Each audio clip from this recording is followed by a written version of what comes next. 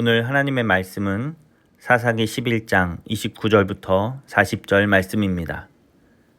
이에 여호와의 영이 입다에게 임하시니 입다가 길르앗과 므낫세를 지나서 길르앗의 미스베에 이르고 길르앗의 미스베에서부터 암몬 자손에게로 나아갈 때에 그가 여호와께 서원하여 이르되 주께서 과연 암몬 자손을 내 손에 넘겨주시면 내가 암몬 자손에게서 평안히 돌아올 때에 누구든지 내 집 문에서 나와서 나를 영접하는 그는 여호와께 돌릴 것이니 내가 그를 번제물로 드리겠나이다 하니라.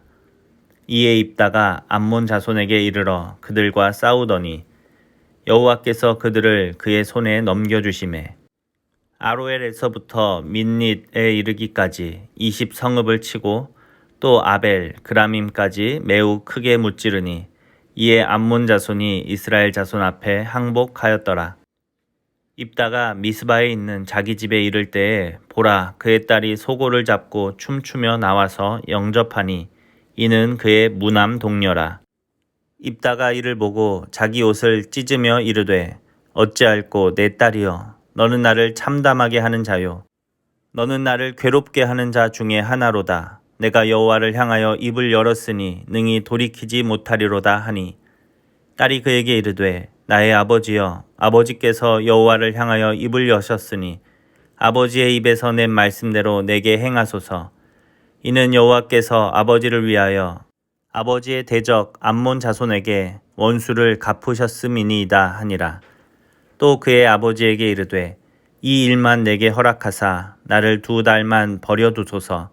내가 내 여자 친구들과 산에 가서 나의 처녀로 죽음을 인하여 애곡하겠나이다 하니 그가 이르되 가라 하고 2달을 기한하고 그를 보내니 그가 그 여자 친구들과 가서 산 위에서 처녀로 죽음을 인하여 애곡하고 2달 만에 그의 아버지에게로 돌아온지라.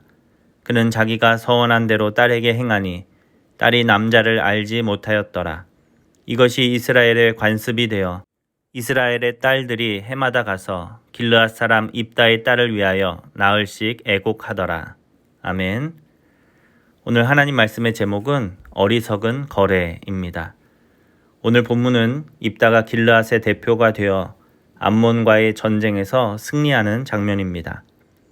입다가 이스라엘을 위해 싸우려고 할 때 하나님께서 그에게 성령을 충만하게 부어주셔서 이 전쟁을 이기게 하십니다. 사실 이스라엘 백성들의 모습을 보면 무엇 하나 하나님을 기쁘시게 할 것이 없었습니다. 섬기던 우상은 눈앞에서 치워버렸지만 여전히 하나님의 뜻과는 관계없이 서로 이득을 위한 거래를 통해 지도자를 세우고 또 이스라엘의 구원자로 나서는 이러한 이스라엘의 모습은 하나님을 기쁘시게 할 것이 하나도 없었던 것입니다.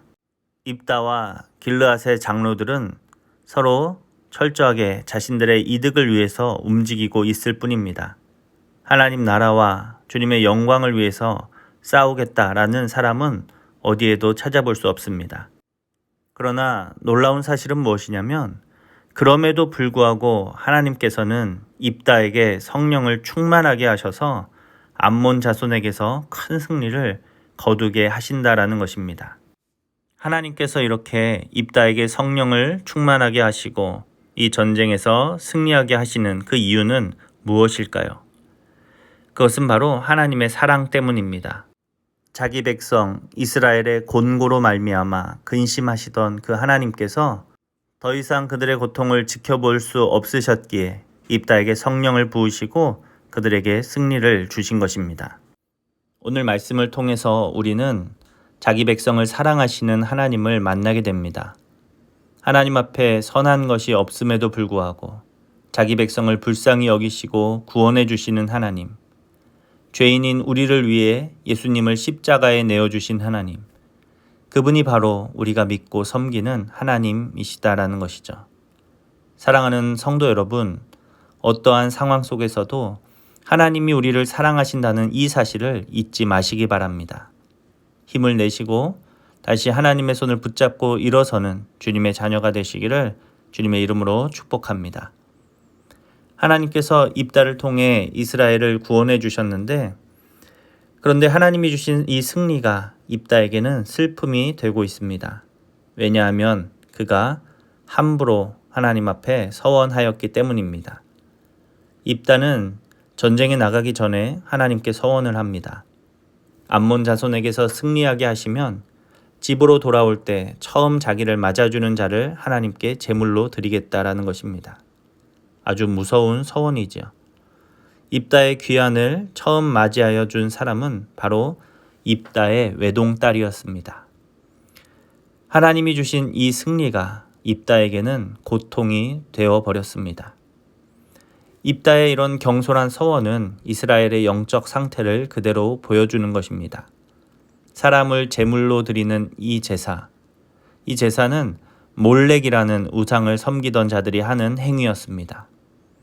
그래서 하나님은 그런 행위들을 철저하게 금하셨습니다. 레위기 18장을 보면은 하나님은 사람을 제물로 드리는 이 제사를 분명히 금하고 계십니다. 그런데 이스라엘과 입다는 전쟁의 승리 또한 다른 우상을 섬기듯이 하나님과의 거래를 통해서 얻어낼 수 있다라고 생각한 것입니다.